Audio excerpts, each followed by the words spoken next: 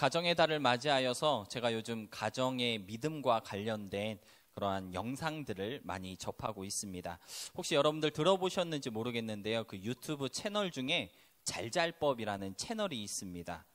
크리스천들이 일상에서 살아가면서 겪게 되는 어떤 고민들, 문제들, 이런 것들을 이제 사연으로 써서 보내면 그 잘잘법 채널에 패널로 계시는 목사님들께서 적절하게 성경적인 대답도 해주시고 또 그러한 상황에서는 이렇게 행동할 수 있을 것 같습니다. 그런 좋은 조언들을 해주시는 그러한 채널이 있습니다. 잘잘법. 제가 차 타고 오고 가면서 자주 접하고 있는데 재밌고 또 유용한 그러한 신앙의 팁들을 많이 얻을 수 있는 것 같더라고요. 그래서 참 좋아하는데 여러분들에게도 아주 좋은 유익한 그러한 영상이 될 것 같습니다. 얼마 전에 이 채널을 채널을 봤더니 어떤 분이 이 잘잘법 채널에 사연을 보내신 거예요. 어떤 내용이었냐면 이런 내용이었습니다. 우리 가족은 매주 교회에 나갑니다. 그런데 엄마와 저는 신앙에 열심히 있는데 아빠는 믿음 없이 교회만 왔다 갔다 하는 것 같아 고민입니다. 어떻게 하면 좋을까요? 이러한 고민을 잘잘법에 보냈더라고요. 그래서 이 사연을 이렇게 듣고 그 잘잘법 패널 중에 한 분이신 김기석이라고 하시는 목사님께서 이런 대답을 해주셨어요. 뭘 하려고 하지 마시고 그냥 좀 내버려 두세요. 조급해 하지 마시고 그냥 기다려 주세요. 이런 대답을 해주시더라고요. 그러면서 이렇게 부연 설명을 덧붙이셨습니다. 믿음이라는 것은 곧 신뢰인데 하나님을 믿는다는 것은 우리가 그분을 신뢰한다는 것입니다. 내가 뭔가를 하려고 하지 말고 그 사람 안에서 일하시는 하나님의 역사와 인도하심을 신뢰하세요. 그런 믿음으로 그냥 좀 내버려 두시고 조금 더 기다리시라라고 그렇게 권면을 하셨습니다. 그러면서 이 김기석 목사님께서 자신의 이야기를 털어놓으시더라고요. 이 김기석 목사님이 아마 이 잘잘법 영상을 보신 분은 알겠지만 연세가 좀 있으신 분이시거든요.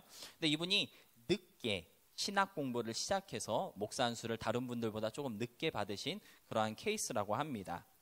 목회자의 길을 가기 위해서 신학교에 등록을 하고 그리고 입학식을 마치고 집에 돌아왔을 때 이 김기석 목사님의 어머님께서 김기석 목사님을 부르셨대요. 그래서 막내 아들을 불러놓고 앉게 한 다음에 그렇게 말씀하셨다고 합니다. 신학교에 입학한 아들이 너무 대견하고 자랑스럽다라고 이렇게 칭찬을 해주셨다고 합니다. 그러시면서 하시는 말씀이 사실은 막내 아들을 주의 종 삼아달라고 14년 동안 기도했었다. 그러한 고백을 목사님 앞에 털어놓으셨다고 하더라고요. 그래서 이 목사님이 어머니께 물어보셨대요. 아니 14년 전부터 기도를 하셨다면 제가 교회를 다니기도 훨씬 전이고 예수님을 믿기도 훨씬 전인데 어떻게 그 긴 세월 동안 저한테 교회 한번 가자라는 말씀을 한 번도 안 하셨어요? 라고 이렇게 어머니에게 물어보셨다고 합니다. 그랬더니 어머니께서 그런 말씀을 하셨대요. 하나님이 일하시기를 기다렸지. 하나님께서 너를 인도하실 것을 믿었고 너를 변화시켜 주실 것을 믿고 기다렸다라고 그렇게 대답하셨다고 합니다. 믿고 기다려주는 것, 그것도 사랑이고 하나님을 향한 신뢰의 모습이 아닌가라는 생각을 그때 할 수 있었다라고 그렇게 고백을 하셨습니다. 여러분 사실 우리가 누군가를 사랑하게 되면요 뭐가 생기죠? 열정이 생기게 되죠. 그래서 이 열정이 우리로 하여금 막 움직이게 합니다. 그래서 때로는 이 사랑이 우리를 조급하게 만들기도 합니다. 특히나 복음을 전하는 그러한 영혼 사랑의 마음이 우리에게 생길 때 믿지 않는 가족들을 대할 때나 또는 가까운 친구들, 아끼는 사람에게 우리가 복음을 전하려고 할 때 우리는요 왜 이들이 빨리 변화되지 않을까? 왜 이들이 빨리 예수님을 영접하지 않을까? 그런 불안한 마음을 갖게 됩니다. 내가 그를 위해 무엇을 더 할 수 있을까? 그의 회심과 변화를 위해서 내가 뭘 좀 더 해야 하는 거 아닌가? 서두르게 된다라는 것이죠. 하지만 사랑함에 있어서도 그리고 복음 전함에 있어서도 때때로는 기다려 줄 줄도 알아야 하는 것 같습니다. 나의 열심과 그러한 열정이 모든 것의 해답이 아닐 수 있기 때문에 그렇고요. 특히나 복음이 심겨지고 한 사람이 회심되는 일은요, 우리의 열정과 열심으로 되는 것이 아니라 오직 하나님께서 행하시는 하나님의 사역이기 때문입니다. 물론 때로는 급하게 열정적으로 또는 자극적으로 그렇게 복음을 전해야 할 때도 있습니다. 예를 들어 한 번 보고 안 볼 사람들, 우리 흔히 길거리에서 전도하시는 분들 보면은 복음 전도의 그 방법이나 내용이 자극적일 때가 있잖아요. 자극적이지 않으면 잘 귀를 기울이지 않기 때문에 그렇습니다. 그렇게 자극적으로 전도를 해야 할 때도 분명히 있습니다. 또 함께 있는 시간이 길지 않을 때 우리는 열심을 다해서 열정을 가지고 복음을 나누어야 합니다. 하지만 오랫동안 함께 옆에 있는 사람들과 어느 정도 시간을 두고 접촉할 수 있는 그런 사람들과 우리가 믿음 생활을 할 때 또는 그러한 사람들에게 우리가 복음을 전할 때는요, 나의 어떤 열심과 열정보다는 그들의 심령 속에서 역사하실 하나님을 조금 더 신뢰하고, 그래서 조금은 천천히 다가갈 수 있는 그러한 믿음의 여유도 필요한 것 같습니다. 여러분, 신앙생활의 기본은 무엇이라고 생각하시나요?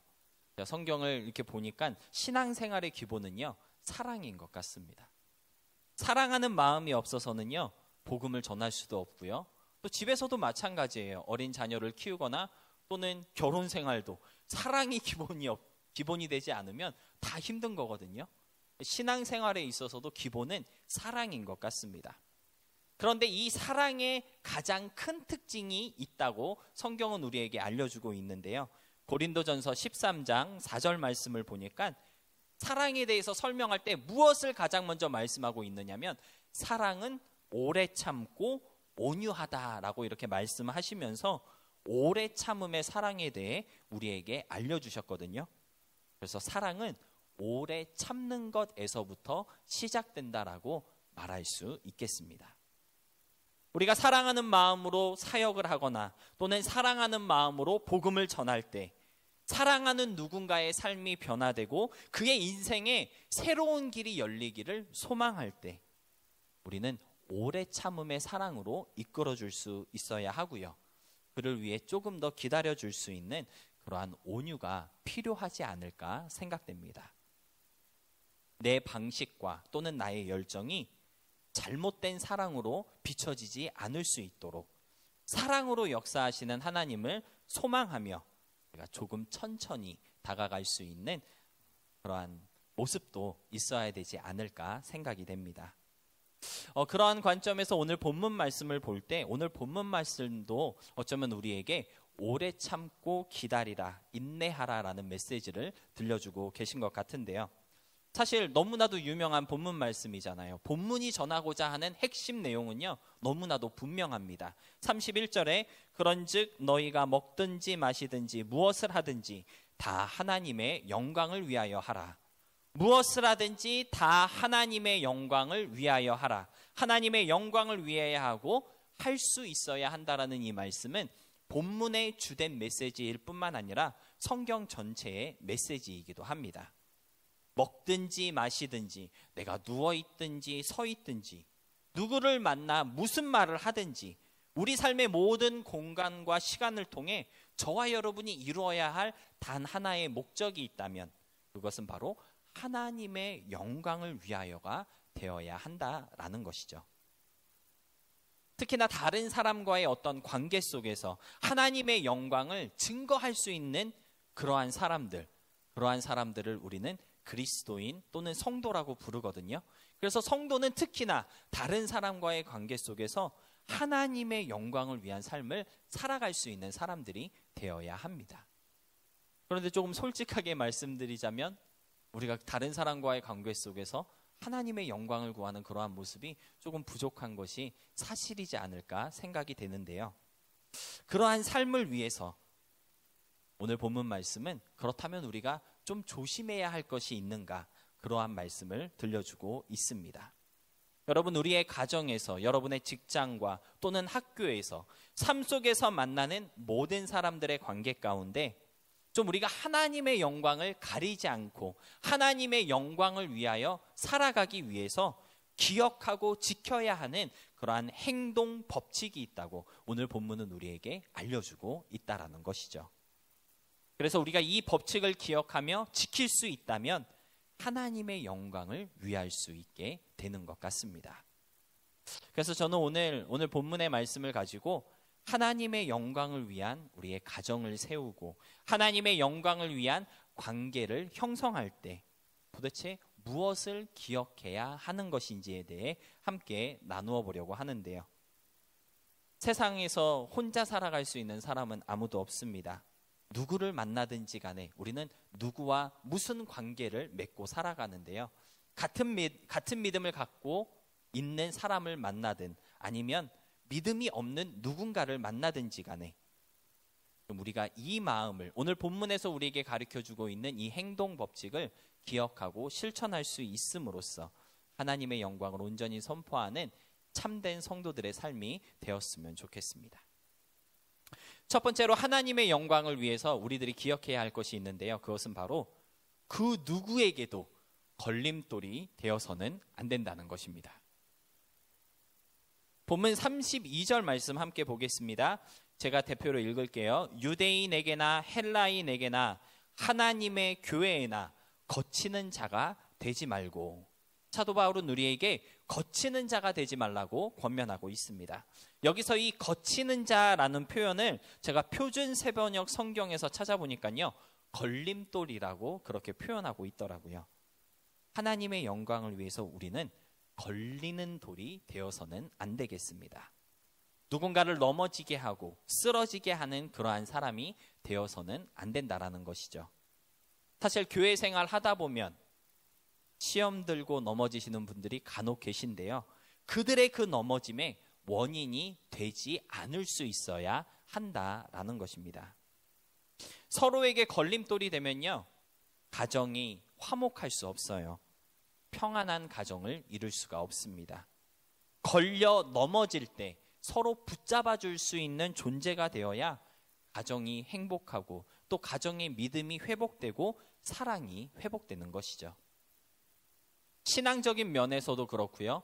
우리의 평상시의 삶에서도 그렇고 성도는 넘어지게 하는 존재가 되어지기보다는 넘어지는 사람을 붙잡아주는 그러한 존재가 될 수 있어야 하겠습니다. 제가 이 걸림돌이라는 표현이 참 신선하고 어떻게 이렇게 표현했을까? 이 걸림돌이란 단어를 이렇게 묵상하다 보니까 걸림돌이 왜 걸림돌이 되는지를 조금 깨달을 수가 있었습니다. 여러분 산을 오르거나 또는 길을 갈 때 어떤 사람이 툭 튀어나온 돌에 넘어지게 되면요. 뒤따라오던 사람도 꼭 그 돌에 걸려서 넘어지더라고요. 맞죠? 새로운 돌에 걸려서 넘어지시는 분들은 별로 없습니다. 누군가 걸려 넘어진 돌에 또 넘어지고 또 걸리고 같은 돌에 계속 걸리더라고요. 걸리게 하는 그 돌이 움직이지 않고 그 자리에 계속 그대로 있기 때문에 이 사람에게도 걸리는 돌이 되고 저 사람에게도 걸리는 돌이 되는 것입니다. 걸림돌은요, 움직이지 않습니다. 걸림돌은요, 옮겨 다니지 않아요. 한 자리에 그냥 있으면서 요동하지 않고 변화되지 않고 자신의 그 모습과 그 자리를 고집하는 것, 그것이 바로 걸림돌입니다. 여러분, 우리가 걸림돌이 되지 않기 위해서는요, 한 가지 모습, 한 자리만 고집해서는 안 된다는 것을 깨달아야 합니다. 조금 여유롭게 상황에 맞춰서 또는 상대방을 위해서 우리를 변화시킬 수 있어야 한다라는 것이죠. 남에게 상처를 주거나 또는 시험거리가 되는 사람들 간혹 만날 때 한번 보시기 바랍니다. 똑같은 이유로 상처를 주고요. 똑같은 모습으로 다른 사람을 시험 들게 하거든요. 변하지 않고 자신의 그 모습과 생활 방식을 고집하기 때문에 걸림돌이 되고 있는 것입니다. 여러분, 걸림돌이 되지 않기 위해서는요. 내가 변화될 수 있어야 합니다. 내가 바뀌어야 하고요. 내가 바뀔 수 있는 조금의 여유 공간을 가질 수 있어야 한다라는 것이죠. 제가 담임 목회를 시작한 지 이제 10월이면 2년이 되는데요. 담임 목회를 시작하면서 가장 많이 노력하고 있는 것이 뭐냐면 제 자신을 변화시키는 것입니다. 제가 얼마나 고집스럽고 또 얼마나 변화되지 못했었는지를 하나님께서 계속 알게 해주시더라고요.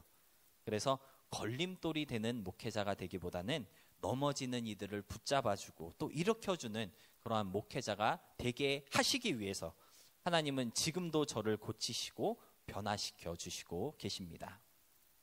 사랑하는 여러분, 내가 바뀌어야 우리의 가정이 바뀌고요. 내가 변화되어야 우리의 교회가 변화됩니다. 누구를 대하든지 거치는 자가 되지 않고 걸림돌과 같은 귀찮은 존재가 되지 않을 수 있도록 우리 자신이 변화되기 위한 그러한 노력이 있었으면 좋겠고요. 그래서 반가운 사람, 따뜻한 사람, 좀 누군가에게, 모든 사람들에게 사랑스러운 존재가 될 수 있는 저와 여러분이 되어야 하겠습니다. 그런가 하면 변화가 되기는 되어야 하는데 어떤 모습으로 변화되어야 하는지에 대해서도 우리가 알아야 할 필요가 있는 것 같은데요. 본문 33절 말씀 함께 보겠습니다. 제가 읽을게요. 나와 같이 모든 일에 모든 사람을 기쁘게 하여 자신의 유익을 구하지 아니하고 많은 사람의 유익을 구하여 그들로 구원을 받게 하라. 33절은요, 자신의 유익을 구하지 말고 다른 이들의 유익을 구하라고 권면하고 있습니다. 누군가를 힘들게 하거나 넘어지게 하고 아프게 하는 사람이 되지 않기 위해서는 자신의 유익을 구하는 사람이 되어서는 안 됩니다. 내 유익함을 계산하기 시작하면 그때부터는 100% 걸리는 돌이 된다라는 것이죠. 제가 이제 결혼 생활이 10년이 넘어갔고 이제 한 12년 정도 되는 것 같은데 부부 생활도 마찬가지인 것 같아요. 서로 자신의 이익, 자신의 고집, 내 편안함을 주장하다 보면요, 꼭 부부싸움을 합니다. 서로가 평안하지 않아요. 그런데 상대방을 이해하고 상대방을 배려하면 그때부터 가정이 화목해지고 편안하게 되는 것 같습니다. 자신의 이익을 내려놓을 수 있어야 하고요. 자신의 어떤 고집이, 자신의 생각이 변화되어야 한다고 오늘 본문은 우리에게 말씀하고 있는 것입니다. 여러분, 이기적이라는 표현 들어보신 적 있으시죠? 되게 이기적이야. 쟤는 왜 이렇게 이기적해? 그럴 때 우리가 이기적이라는 표현을 많이 쓰는데요. 이 이기적이라는 표현의 뜻이 자기 이익만 꾀하는 것이라고 그렇게 국어사전에서 풀이하여 주고 있더라고요. 내 생각만 하는 사람 우리 이기적이라고 이렇게 얘기하잖아요. 딱 그 뜻이다라는 것입니다. 그런데 제가 이 이기적이라는 단어를 한문으로 한번 찾아봤습니다. 그랬더니 날카로울 이, 자기기, 관역 적자를 써서 이기적이라고 이렇게 쓰고 있더라고요. 여러분, 사람이 이기적으로 변하게 된다는 건 어떤 것이냐면요, 자신을 날카롭게 바꾸는 거예요. 그래서 상대방을 아프게 하는 것, 그것이 이기적이다라고 한문은 우리에게 풀이하여 알려주고 있는 것입니다. 자기의 이익만을 꾀하면 우리는 날카로워질 수밖에 없어요. 날카로우면 당연히 내 옆 사람을, 내 주위 사람을, 나에게 가까이 있는 사람을 아프게 하겠죠. 그래서 이기적인 사람이 되어서는 안 된다라는 것입니다. 하나님의 영광을 위한 삶은요, 절대 이기적이지 않습니다. 하나님의 영광을 위해 살아가는 사람은 날카로운 사람이 되어서는 안 된다라는 것이죠. 따라서 이기적인 모습, 날카로운 모습을 좀 내려놓을 수 있는 우리가 되었으면 좋겠습니다. 그렇다면 어떻게 나의 유익이 아닌 다른 사람의 유익을 구할 수 있을까요? 어떻게 해야 날카롭지 않고 부드러운 선한 사람이 될 수 있을까요? 에스겔서 36장 26절을 보니까요, 이런 말씀이 있습니다. 제가 한번 읽어볼게요. 또 새 영을 너희 속에 두고 새 마음을 너희에게 주되 너희 육신에서 굳은 마음을 제거하고 부드러운 마음을 줄 것이며, 다른 이들을 아프게 하고 넘어지게 하는 그 이기적인 마음이 따뜻하고 부드러운 마음이 될 때 자기 유익만 구하지 않고 다른 이들의 유익을 구할 수 있는 사람이 되는 것이 아닐까, 에스겔서 36장을 통해 생각해 볼 수 있는 것 같습니다. 우리 마음 가운데 그 딱딱한 마음, 굳은 마음이 제거되고 부드러운 마음을 가질 수 있어야 한다라는 것이죠. 부드러운 마음이 무엇일까? 어쩌면 온유라는 단어로 그 부드러운 마음을 표현할 수 있을 것 같습니다. 그래서 성경은 우리에게 온유한 마음을 가져라, 그리고 온유한 사람이 되어라라고 그렇게 권면하고 있는 것입니다. 특별히 에스겔서 36장을 보면요, 새 영을 너희 속에 두고 새 마음을 너희에게 주겠다라고 이렇게 말씀하고 계시거든요. 온유하고 부드러운 마음은요, 우리가 갖고 싶다고 가질 수 있는 것도 아니고, 우리가 막 노력해도 어쩌면 조금 부드러워질 수는 있겠지만 일시적인 부드러움밖에 되지 못하잖아요.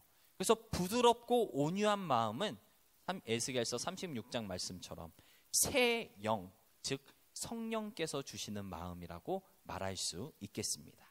그래서 갈라디아서 5장 23절을 보면 성령의 9가지 열매 중에 온유라는 열매가 있는 것입니다. 우리의 힘으로는요, 결코 다른 사람의 이익과 유익을 구할 수 없습니다. 왜냐하면 사람은 태어나면서부터 이기적인 존재잖아요. 저희 집도 아직 이제 몇 개월 되죠? 한 6개월 된 아기가 있는데 태어날 때부터 이기적이에요. 엄마는 자기만 차지하려고 그러고 언니 오빠가 다가가면 막 승질내고, 사람은 태어날 때부터 이기적이에요. 우리의 힘으로 결코 나의 이기적임을 내려놓지 못합니다.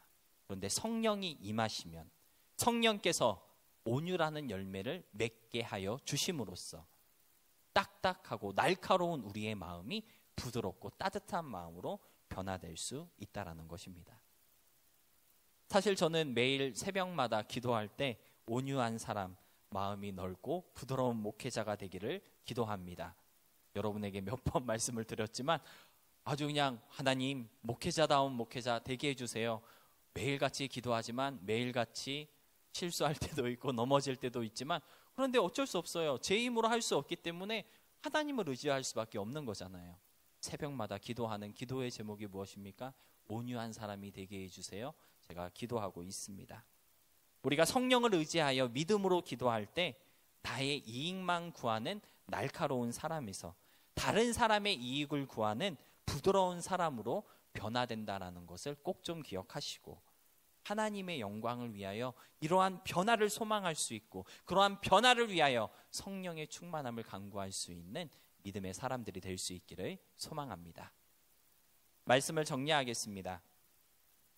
사랑은 기다려주는 것이다 라고 설교를 시작할 때 말씀드렸는데요, 다른 사람에게 걸림이 되지 않기 위해서, 그리고 부드럽고 온유한 사람이 되어질 때 우리는 오래 참음의 사랑을 실천할 수 있게 되는 것 같습니다.